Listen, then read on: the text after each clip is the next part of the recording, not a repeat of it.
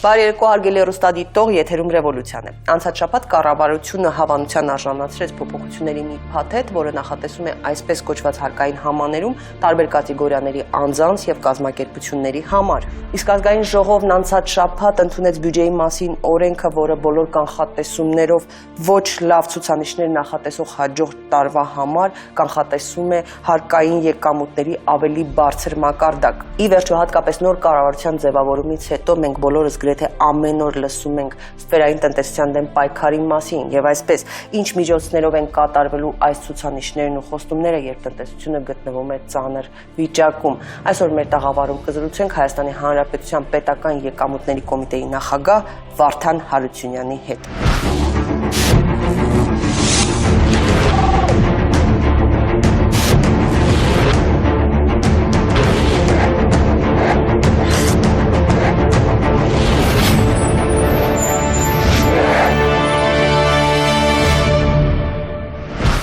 Վարդան Հարությունյան, Հայաստանի Հանրապետության կառավարության առընթեր պետական եկամուտների կոմիտեի նախագահ, ծնվել է 1975 թվականի հունվարի 1-ին Կոտայքում, 1991-ից 96 թվականներին սովորել եւ ավարտել է Երևանի ժողովրդական տնտեսության ինստիտուտը, տնտեսագետի որակավորմամբ, 1994-ից 99 թվականներին աշխատել է Աբովյանի թթխմորի գործարանում, որպես հերթափոխի պետ, ապա արտադրամասի պետի տեղակալ, 1999-ից 2000 թվականներին եղել է Կոտայք գազ, գազամատակարարման եւ գազաֆիկացման մասնաճյուղի Աբովյանի արտադրաշահագործման ծառայության պետի տեղակալ, ծառայության պետ։ 2000-ից 2002 թվականներին եղել է Հայ-Ռուսգազարդ ՓԲԸ Աբովյանի գազամատակարարման եւ գազաֆիկացման մասնաճյուղի տնօրեն։ 2002-ից 2009 թվականներին Հայ-Ռուսգազարդ ՓԲԸ Երևանի գազամատակարարման եւ գազաֆիկացման մասնաճյուղի տնօրեն։ 2009-ից 10 թվականներին Հայ-Ռուսգազարդ ՓԲԸ գլխավոր տնօրենի տեղակալ կոմերցիա եւ արտաքին կապերի գծով։ 2010-ից 11 թվականներին Հայ-Ռուսգազարդ ՓԲԸ գլխավոր տնօրենի ժամանակավոր պաշտոնակատար։ 2011-ից 14 թվականներին Հայ-Ռուսգազարդ ՓԲԸ-ի վարչության նախագահ գլխավոր տնօրեն։ 2014-ից 16 թվականներին Գազպրոմ Արմենիա ՓԲԸ-ի վարչության նախագահ գլխավոր տնօրեն, Գազպրոմ Արմենիա ՓԲԸ տնօրենների խորհրդի անդամ, Գազպրոմ Արմենիա ՓԲԸ վարչության անդամ։ 2016 թվականի հոկտեմբերի 8-ից Հայաստանի Հանրապետության կառավարությանն առընթեր պետական եկամուտների կոմիտեի նախագահն է։ Տնտեսագիտության թեկնածու է։ Հայաստանի Հանրապետության նախագահի հրամանագրով պարգևատրվել է Անանյա Շիրակացու մեդալով։ Լեռնային Ղարաբաղի Հանրապետության նախագահի հրամանագրով Մեսրոպ Մաշտոց շքանշանով։ Անկուսակցական է, ամուսնացած է, ունի 3 երեխա։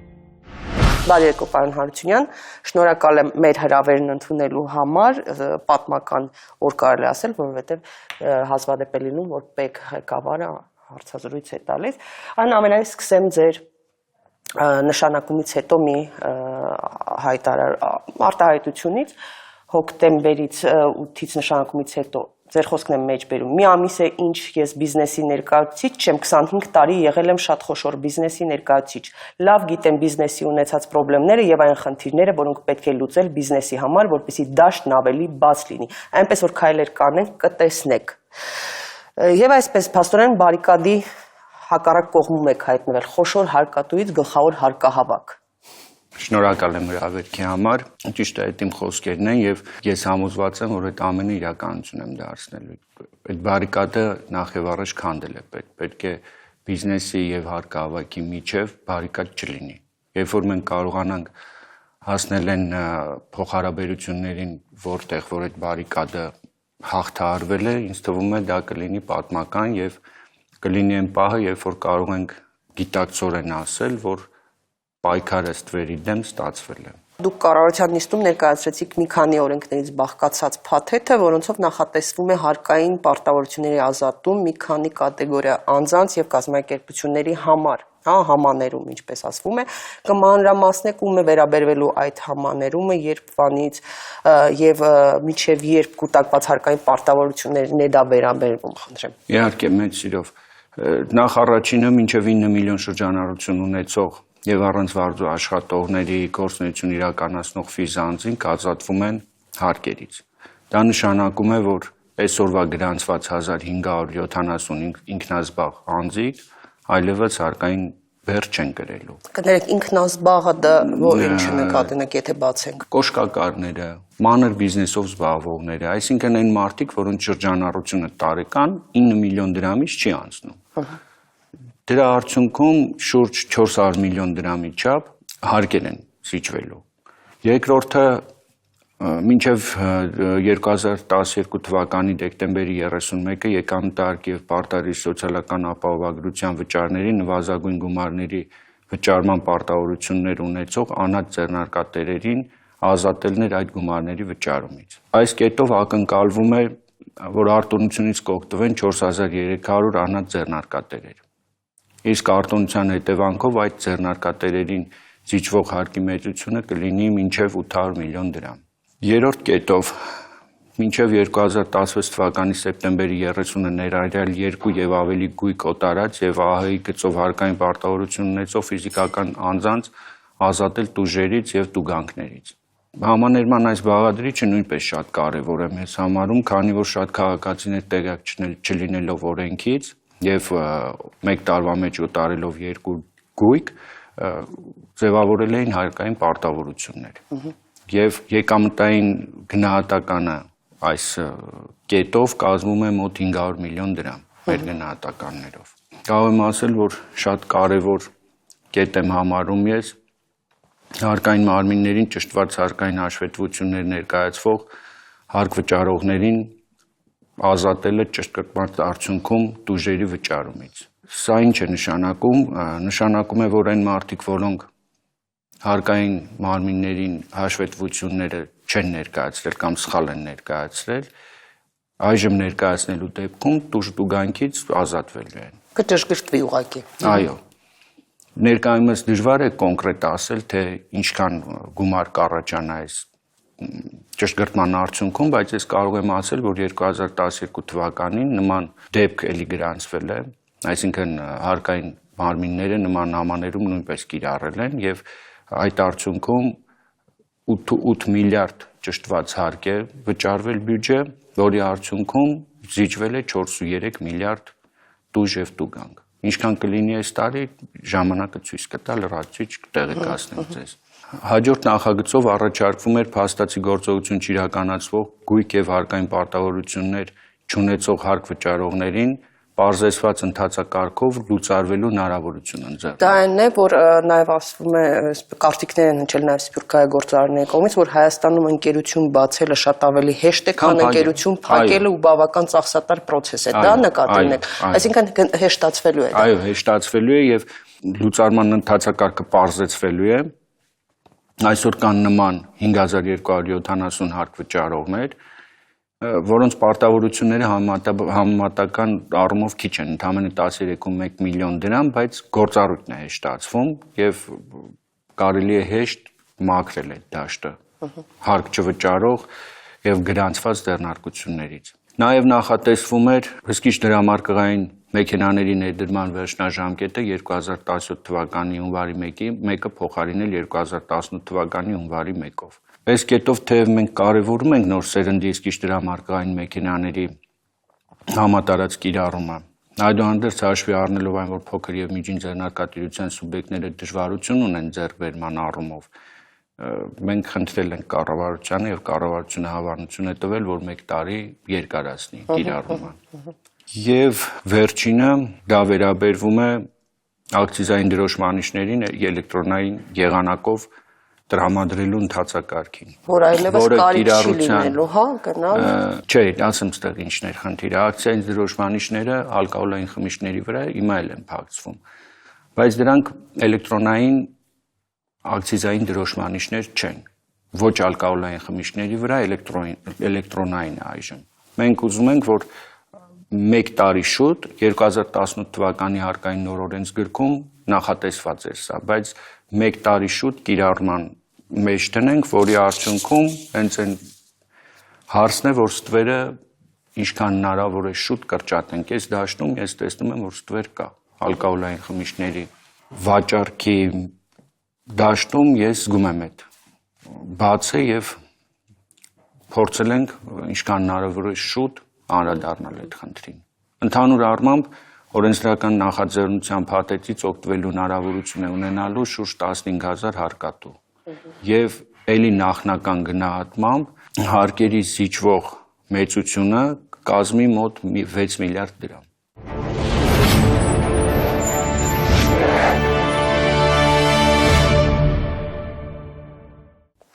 Պարոն Հարությունյան, դուք պաշտոնի նշանակումից հետո հանդիպում ունեցաք նաև փոքր եւ միջին ձեռնարկատերերի հետ։ Որ խնդիրներն էին նրանք առանձնացնում, նաև վստահ եմ այս նշված փոփոխությունների մեջ կային նրանց առաջադրած խնդիրներից, բայց հատկապես որոնք են առանձնացվել, որոնց պետք է ընթացք տրվեն։ Գիտեք, այսօր փոքր ու միջին բիզնեսին ավելի, իմ կարծիքով պետք է ավելի հանգիստ թողել, որպեսզի նրանք ինքնահաստատվեն, իրենց տեղը գտնեն շուկայում։ Հանգիստ թողնել ինչը նկատի ունեք, ինչի մասն։ Հանգիստ թողնել, որպեսզի նրանք շրջանառության հարկ վճարողներին նկատի ունեմ, որոնք ֆիքսված է շրջանառության հարկի շեմը եւ դրանից գանձվող հարկերը։ Լրացիչ հարկային վարչարարություն կիրառել այդ խավի, այդ բլոկի նկատմամբ ինձ թվում է, որ այսօր անհրաժեշտությունը չկա։ Մենք ունենք ավելի գլոբալ մեծ խնդիրներ, թե խոշոր հարկ վճարողների առումով, թե միջին հարկ վճարողների առումով, այդ խնդիրները դեռևս վերջնականորեն չլուծած գնալ փոքր բիզնեսի դուռը ծեծել, ինձ թվում է ժամանակավերապահ։ Բայց դրանից պետքա փոքր բիզնեսը ճարիթավորվի, նաև հասկանա, որ ՀԴՄ չխփելը դա վերաբերվում է ոչ միայն խոշորին, վերաբերվում է նաև մանրին։ Մեր ամենակարևոր խնդիրը, որը ես համարում եմ պետք է լուծել եւ ամենակարևոր գործիքակազմը, որով մենք պայքարենք ստվերի դեմ, դա թղթաշրջանառության հարցի լուծումն է, ոչ, որպեսզի կարողանան փաստաթղթով ապրանք վաճառեն եւ վերջնական սպառողը ՀԴՄ կտրոնով գնի այդ ապրանքը։ Ես հանդիպել եմ թե խոշոր բիզնեսի ներկայացուցիչների հետ, թե փոքր բիզնեսի եւ այստեղ կա հակասություն, փոքրը ասում է մեծը չի տալիս փաստաթուղթ, մեծը ասում է փոքրը չի ուզում։ Ես ուզում եմ առիթը օգտագործեմ եւ ասեմ, որ շատ խիստ ենք լինելու, թե մեծի չտալու դեպքում են համապատասխան գործողություններ կիրառվելու, թե փոքրի չվերցնելու դեպքում, որովհետեւ մենք չենք կարող մտնել այդ փոխհարաբերությունների մեջ եւ չենք էլ ուզում։ Կա օրենք, որը գործելու է հստակ։ Եվ հունվարի 1-ից այսօրվանից մենք աշխատանքներ ենք իրականացնում, հունվարի 1-ից այն բոլոր սուբյեկտները, որոնք փորձեն առանց փաստաթղթի ապրանք ձեռք բերել կամ առանց փաստաթղթի ապրանք վաճառել, հայտնվելու են մեր տեսադաշտում։ Օրինակ նույն փոքր բիզնեսի կամ ասենք միջին բիզնեսի ներկայացուցիչները, սպասարկման խանութներ լինի եւ այլն, իրենք ՀԴՄ կտրոն տալիս են, որ ոչ բոլորը իհարկե, բայց այնուամենայնիվ ասենք հիվանդանոցներ կան, որ բավական թանկ վիրահատությունների համար բան չեն անում, մուտք չի արվում որևէ կտրոն, որևէ բան չեն տալիս վճարման դիմաց, դրանք այնպես որ իրենց բարձրացած հարցերը շատ տեղին են։ Էլ ինչ խնդիրներ են առանձնացրել։ Ես այդ հարցերից էլ եմ տեղյակ։ Դուք առողջապահության ոլորտին հարց բարձրացրեցիք, շատ քաջ տեղյակ եմ եւ այս որ ես ասում եմ վերաբերվում է բոլոր ոլորտներին, ոչ միայն առևտրի սպասարկման, այլ առողջապահություն եւ ընդհանրապես բոլոր այն ոլորտները, որտեղ հարկային պարտավորություններ են առաջ գալիս, ցանկացած տնտեսվարող։ Նկատի ունեմ ես։ Պարտավոր է աշխատի այսօրվա եղած օրենքների շրջանակներում։ Թաքցված աշխատողներ, թաքցված եկամուտներ, ինձ թվում է արդեն այդ դարը անցել է, այդ ժամանակն անցել է։ Եվ մաքսային աշխատողները, հարկայինի աշխատողները մեր պետք է ավելի զգոն լինեն եւ հասկանան, որ իրենք պետության ներկայացուցիչներն են, ոչ թե այդ բիզնեսների ներկայացուցիչները հարկային մարմիններում, որտեղ կա եւ նա։ Ես չեմ բացառում, որ այսօր մեր աշխատակիցների մեջ կան մարդիկ, որոնք ծառայություն են մատուցում բիզնեսին եւ այդ ծառայություն մատուցելու արդյունքում շատ չնչին գումարի դիմաց մենք խոշոր հարկ ենք կորցնում։ Տանիք կանգնելը նկատի ունեք, հա, չի ասի տանիք կանգնելը, իրենց բիզնեսները, իրենց մերձավորների կամ իրենց բիզնեսները։ Գիտեք, իրենց մերձավորների բիզնեսները եւ պետական պաշտոնյան բիզնես ունենալու իրավունք չունի, բայց եթե իրենց մերձավորների բիզնեսները աշխատում են սպիտակ դաշտում եւ օրենքի սահմաններում ինչ անենք պետական պաշտոնյայի ազգական լինելը սահմանափակում է։ Եթե սպիտակ դաշտում է։ Եթե սպիտակ դաշտում է։ Ոչ թե եթե պարտադիր։ Պարտադիր պետք է սպիտակ դաշտում լինի։ Նախ ինչի համար որոշվեց հիմա անել համաներումը, որտեղ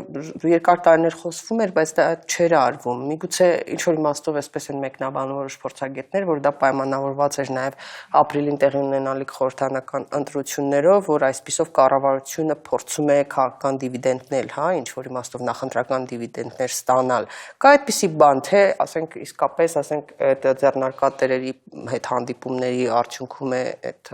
հաշվարկը արվել կամ այդ որոշումը կայացվել, ինչն է։ Նախ առաջինը բխում է այսօրվա կառավարության հռչակած ծրագրից։ Երկրորդը կառավարության ղեկավարը բոլոր ուղղություններով հանձնարարականներ տվել էր, որպեսզի մանրակրկիտ ուսումնասիրվի եւ կառավարության ներկայացվի այն խնդիրները, որոնք ծառացած են այսօրվա մեր հասարակության առաջ։ Ես ներկայացրել եմ այս խնդիրները, որոնք իրոք հրատապ լուծման կարիք ունեն եւ արժանացել է հավանության, առանց որևէ ենթատեքստի։ Այսինքն սա չանեինք, սպասեինք մինչև ընտրությունները ավարտեն նոր, որ չկապեին ընտրությունների հետ։ Այն տեսակետն էլ իրավունք ունի ապրելու։ Պաշտոնապես հայտարարվել է, որ 2016 թվականի բյուջեի եկամուտները կհավաքվեն նախատեսվածից պակաս չափով, այդ թերակատարումը նշվում է, այսպես ասած, 60 միլիարդի չափ, այն դեպքում, որ 2017 թվականին մոտ 70 միլիարդ էր, հա, կազմել, հիմա բայց հաջորդ տարվա բյուջեով կառավարությունը նախատեսել է, որ հարկային եկամուտները կազմելու է 1 տրիլիոն 135 միլիարդ դրամ, շուրջ 63 միլիարդ դրամով ավելի, քան այս տարի, հա, ինչ աղբյուրների հաշվին են հավաքագրվելու այդ ծավալի հարկային եկամուտները, մանավանդ որ բոլոր կանխատեսումներով դեռ տնտեսության վիճակը ծանր է։ Տնտեսության վիճակը իրոք ծանր է, բայց մենք պետք է քայլեր անենք տնտեսությունը առողջացնելու ուղղությամբ։ Իմ ոլորտը, որ ես ղեկավարում եմ, միանշանակ այդ քայլերն անելու է, որպեսզի հավասար դաշտ ստեղծի տնտեսվարողների համար եւ ցանկացած մարդ, որը ուզում է գործարարությամբ զբաղվի, որևէ խոչընդոտի չհանդիպի։ Եվ ամենակարևոր գործոնը դա ստվերի ի հայտ բերելն է։ Ստվեր կա մեր տնտեսության մեջ, բոլորին քաջ հայտնի է։ Ձեր հարցազրույցներից մեկում նշանակումից անմիջապես հետո ասել եք ինձ կարճ ժամանակ է պետք, ես գիտեմ ստվերի գնահատականը ունեմ ես։ Գույքագրել ու ես շատ կարճ ժամանակ։ Ես ստվերի գնահատականը ունեմ։ Միգուցե այսօր ժամանակավրեպ է հնչեցնելը, բայց ստվերի գնահատականը ես ունեմ։ Այդ ստվերը շարքման տեղիք է տալու, պետք չէ այսօր։ Բայց որ մյուս տարվա բյուջեն կանխատեսելի է, դա միանշանակ։ Այսօրվա 63 միլիարդը, որ կանխատեսելի է եւ երևում է, որտեղից պետք է դա հավաքագրել, դա կա։ Իրոք տեսնում ենք։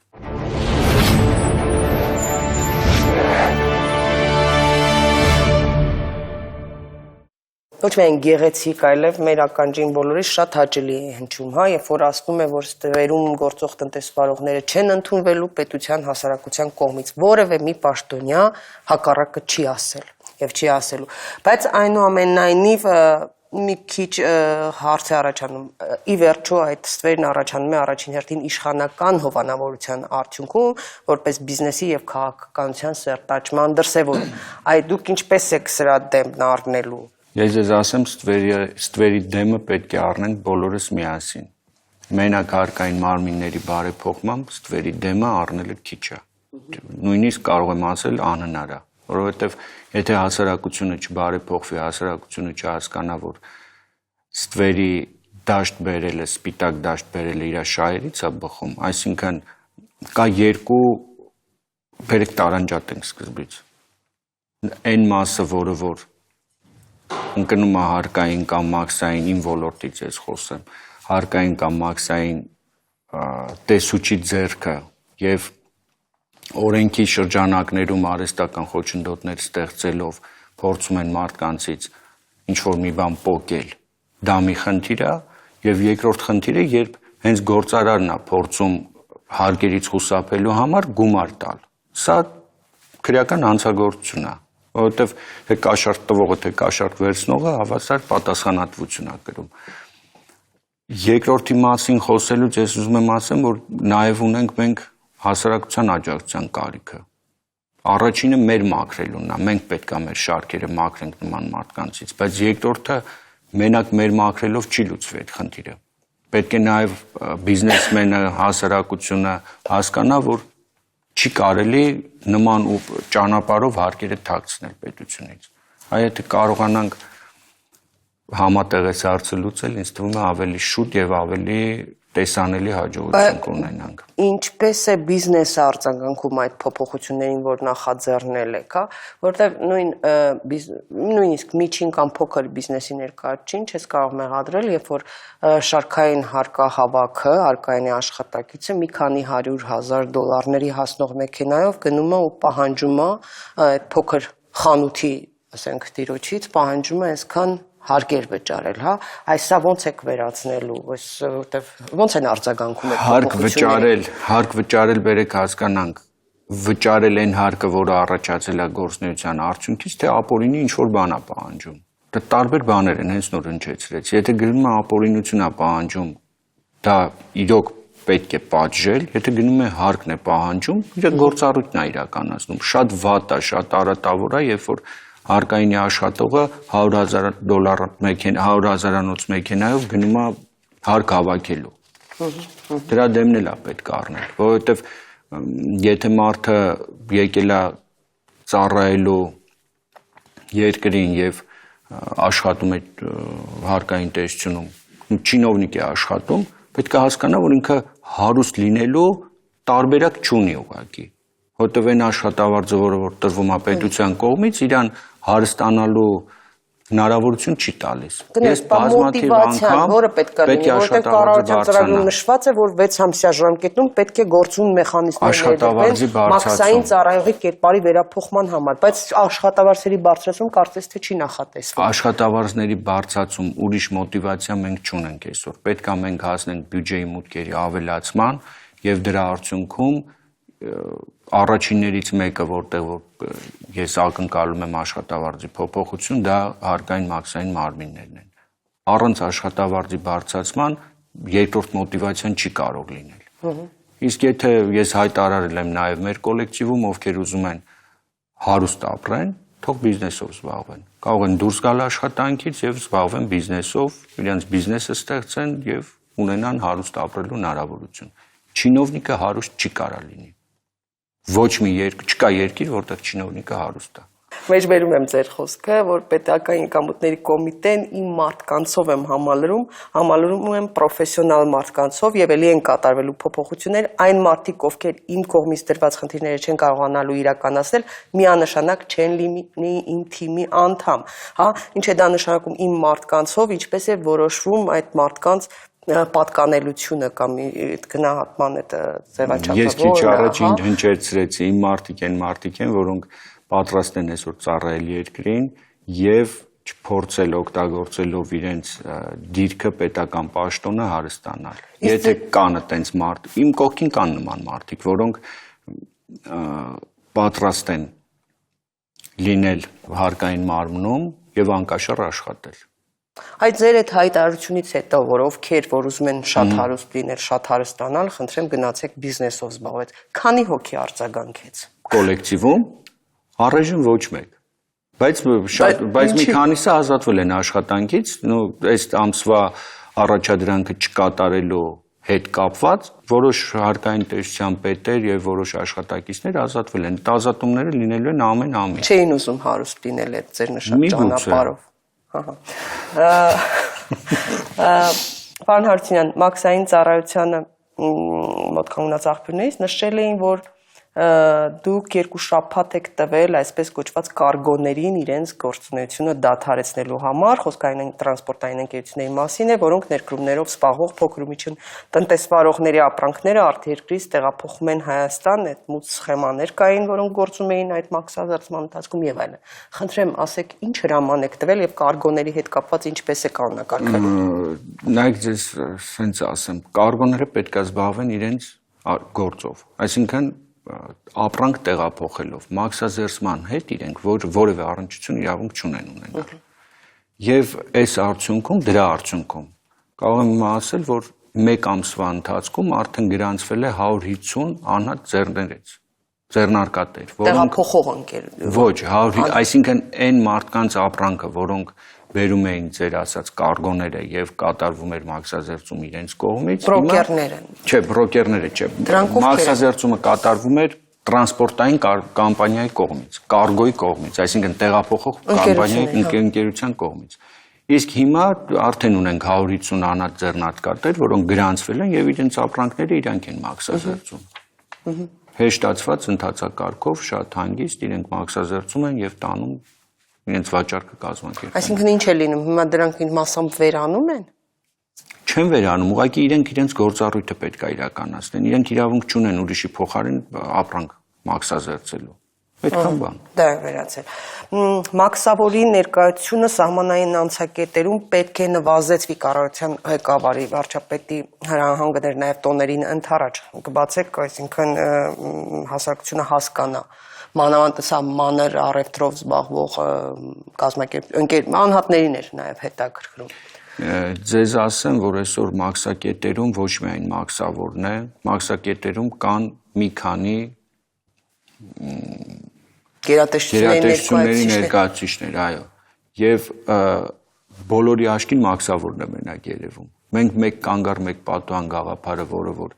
երկրի նախագահան դրել է մեր առաջարակ կարգավորելու եւ հասնելու դրան, պետք է հասնենք, այլ տարբերակ չունենք, ինչքան մաքսային կետում մեր սահմանի վրա քիչ գերատեսչություններ ներկայացված լինեն, այնքան թե туриզմի համար, թե բեր տեղափոխողի համար ավելի հաճելի է մեր երկիր մուտք գործելը։ Դրա համար մենք արդեն սկսել ենք մշակել էլեկտրոնային հայտարարման ավտոմատ համակարգը, որը շատ մոտ ապագայում արդեն կյանքի կոչվի։ Շատ էր քննարկվում ձեր նշանակումից անմիջապես հետո, ոչ միայն ձեր նշանակումից, այլ նոր կառավարության ձևավորումից հետո, մաքսային համակարգի գործունեության ամենահիմնական բնութագրիչներից մեկի մասին, չարաբաստիկ պապկաների մեխանիզմի մասին, հա, ինչ է փոխվել այս հարցում։ Ձեր պապկա կոչվածը հենց կարգոներն են։ Այդ ընկերություններն են, այո, որոնք իրենց տարբեր տեսակի խառը ապրանքները, որոնք բերում էին, իրենք մաքսազերծում էին եւ փոխանցում էին վաճառողներին։ Հիմա արդեն քիչ առաջ նշեցի, արդեն 150 անհատ ձեռնարկատեր ունենք եւ ավելանալու է դրանց բանակը, որովհետեւ արգելված է։ Պետք է յուրաքանչյուր ոք զբաղվի իր գործունեությամբ։ Այսինքն եթե նա տրանսպորտային ընկերությունը պետք է զուտ այդ ապրանքի տեղափոխմամբ զբաղվի։ Եվ այդ բաների մասին, հա, հսկիչ գների ինվոյսերի մասին, որովհետև նույն ԵՏՄ շրջանակներում այս ապրանքաշրջանառության մասին խոսելիս շատերը նշում են, որ մարդիկ գերադասում են երրորդ երկրում, նույնիսկ Եվրասիական տնտեսական միության շրջանակներում, Բելարուսում կամ որևէ այլ երկրում մաքսազերծել, քան Հայաստանում, հա, անել։ Ինչ է փոխվել այդ առումով։ Արդյոք ես ձեզ ասեմ, ԵՏՄ մաքսային օրենսգիրքը 26 դեկտեմբերի 26-ին ստորագրվի մեր երկրների ղեկավարների կողմից, բայց մինչև այդ էլ գործող օրենքների համաձայն 5 մաքսազերծման կարգ գոյություն ունի։ Առաջինով, երբ որ բոլոր փաստաթղթերը տեղում են եւ համապատասխանում են գործող կարգերին, ընդունվում է ինվոյսային գինը եւ կատարվում է մաքսազերծում։ Եթե որոշակի փաստաթղթեր պակասում են, արդեն այնտեղ գործում են երկրորդ, երրորդ, չորրորդ, հինգերորդ ձևերը, որոնք բխող նաեւ համապատասխան փաստաթղթեր են պահանջում։ Ինչ նշանակում է հսկիչ գներին, հսկիչ գին գաղափարին։ Օրինակ ես ասեմ ավտոմաքսատան օրինակով, որտեղ իմ կարծիքով հիմա պետքա որ ավելի բողոքների քանակը ամենայն դեպս քչացել է այնտեղից եւ գոհ լինեն այդ մարդիկ, որոնք ավտոտրանսպորտային միջոցներ են ներկրում, ինչ են կարել մենք։ Մաքսատանը ստեղծել ենք սենյակ, որտեղ համակարգչի օգնությամբ կարող է այն երկրից, որտեղից ինքը ներակրել, մտնի համապատասխան սայթ, այնտեղից նայեն նույնատիպ մեքենայի գինը, եթե ինվոյսային արժեքը չի համապատասխանում, որը ինձ թվում է ավելի հեշտ ու ժամանակակից տարբերակ էր, քան թե պատին փակցնել ինչ որ գներ, որոնք գնացուցակ, այո, որոնք ընդունելի չէր ներգրողի համար։ Հիմա ներգրողը հասկանալով, որ կա համապատասխան սայթում գրված է իր մագնիշի մեքենան ինչ արժի այդ երկրում։ Այդ գինն ենք մենք հիմք վերցնում։ Եթե ինվոյսային գինը չի համապատասխանում իրականությանը։ Իսկ եղել է այս հայտարարությունից հետո, որ այնուամենայնիվ հիմա հակառակ խախտումը լինի, այսինքն քիչ ցույց տան Հայաստանից դուրս։ Ես ձեզ ասեմ, որ նաև մի նորամուծություն էլ ասեմ, ՊԵԿ առաջի նախագահի առաջի տեղակալի, որը մաքսային բլոկն է համակարգում, հեռախոսի համարները փակցված է բոլոր մաքսատներում, բոլոր անխտիր եւ այս 15-20 օրվա ընթացքում արդեն 30-40 զանգ ենք ունեցել պարոն Ավետիքյանին, որոնք բավարարվել են։ Կարող ենք հրապարակել նաև հեռուստադիտողի համար այդ համարը, հա։ Իհարկե, դա բոլոր տեղերը փակցված է, բոլոր մաքսատներում փակցված է։ Թեժ գիծը գործում է, թեժ գծին զանգերի քանակը անհամեմատ ավելացել է, քան նախորդ ամիսեր։ Եվ ես նաև ուզում եմ խնդրեմ մեր հասարակությանը յուրաքանչյուր արատավոր երևույթ, երբ որ հանդիպում են, թող ազանգեն։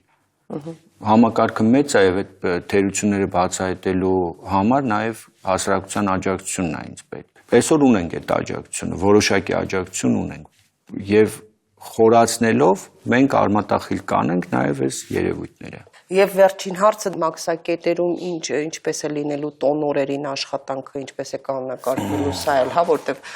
վարչապետի հանձնարարականներ պետք որ հասարակությունը իմանա։ Վարչապետի հանձնարարության շրջանակներում ասեմ, որ մյուս շաբաթ կիրակի եւ ընդհանրապես ամբողջ տոնական օրերի ընթացքում մաքսային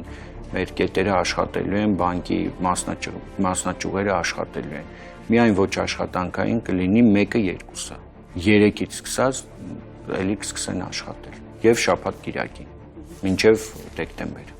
Շնորհակալ եմ պարոն Հարությունյան, հետաքրքիր զրույցի համար, հույս ունեմ մենք առաջիկայում եւս կհանդիպենք, կամփոփենք արդյունքները։ Հարգելի հեռուստադիտող, ոչ միայն շաքարավազ, բանան եւ ցանկացած բաներ կրեք, եթե ոչ զանգ պարոն Հարությունյանի տեղակալին։ Կհանդիպենք հաջորդ կիրակի, բարի գիշեր։